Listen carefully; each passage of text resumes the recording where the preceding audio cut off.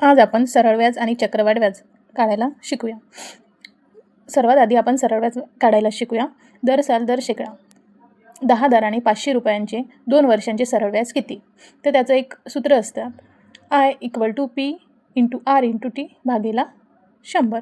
तर सर्वात आधी आपण समजून घेऊया की P काय आहे, R काय आहे आणि T काय आहे. P म्हणजे प्रिन्सिपल, म्हणजे जे रक्कम आपण व्याजाने घेतो किंवा व्याजाने देतो त्याला म्हणतात मुद्दल किंवा प्रिन्सिपल. R म्हणजे रेट म्हणजेच व्याजाचा दर आणि T म्हणजे टाईम, त्यालाच मुदत म्हणतात.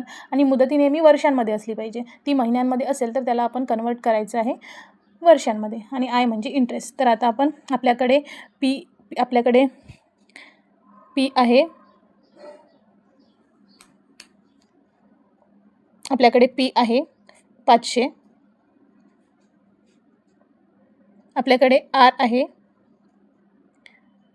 10 आणि आपल्याकडे T आहे 2 वर्ष. आता ते फॉर्म्युल्यामध्ये टाकूया आपण. I म्हणजे I बरोबर 500 गुणिले R आहे आपल्याकडे 10 आणि T दिलेला आहे 2 भागीला 100. आता बघा, हा याच्याशी कॅन्सल झाला आणि हा 0 याच्याशी कॅन्सल झाला. आता राहिलं कोण? 5 गुणिले 10 गुणिले 2 म्हणजेच 50 गुणिले 2 बरोबर 100. म्हणजे आपला ॲन्सर येईल C.